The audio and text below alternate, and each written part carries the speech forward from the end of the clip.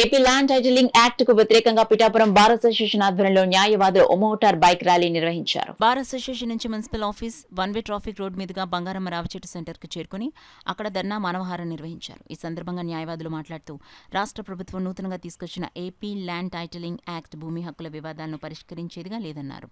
ఇది సామాన్యులు రైతులకు న్యాయం చేసేదిగా లేదన్నారు. ఈ చట్టానికి వ్యతిరేకంగా గత 15 రోజులుగా విధులు బహిష్కరించిన ప్రభుత్వం స్పందించకపోవడం పట్ల ఆవేదన వ్యక్తం చేశారు. ఈ చట్టం కారణంగా రాష్ట్ర వ్యాప్తంగా ఉన్న 500కు పైగా సివిల్ కోర్టుల పరిధి తగ్గించినట్లు అవుతుందన్నారు. 50,000 మంది న్యాయవాదులు వీధిన పడుతున్నారని చెప్పారు. తక్షణం ఈ చట్టాన్ని రద్దు చేయాలని డిమాండ్ చేశారు. సామాన్యులకు న్యాయం జరగని చట్టానికి వ్యతిరేకంగా ఆందోళనను ఉధృతం చేస్తామని హెచ్చరించారు.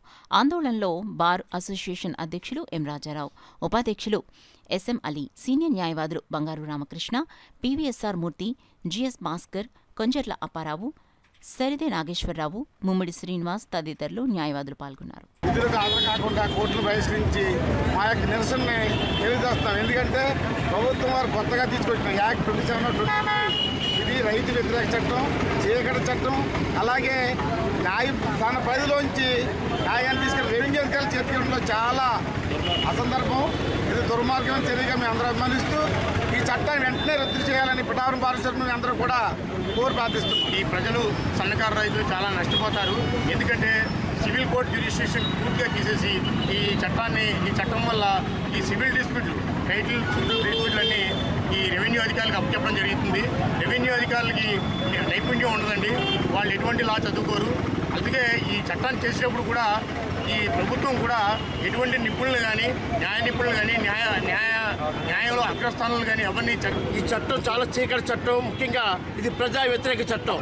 రాజ్యాంగంలో పొందుపరిచిన చట్టాలని ఈ యొక్క ప్రభుత్వం ఎటువంటి చర్చ లేకుండా, ఏ న్యాయ నిపుణులతో చర్చించకుండా ఒక పెన్నుపోటుతో ఈ చట్టాన్ని రద్దు చేసి అనేక మంది 50,000 మంది న్యాయవాదుల్ని, అనేక మంది జడ్జిలకి పని లేకుండా ఎటువంటి న్యాయ వ్యవస్థలోని పరిపూర్ణత లేని రెవెన్యూ వారికి అప్పగించడం చాలా దుర్మార్గమైన చర్య. బయాసుడుగా కాబట్టి ఇదంతా చీకటి చట్టం. ప్రజలందరూ కూడా ఈ ఉద్యమంలో పాల్గొనాలని కోరుతున్నాం. ఖచ్చితంగా ప్రజలందరూ కూడా నష్టం జరుగుతుంది భవిష్యత్తులో.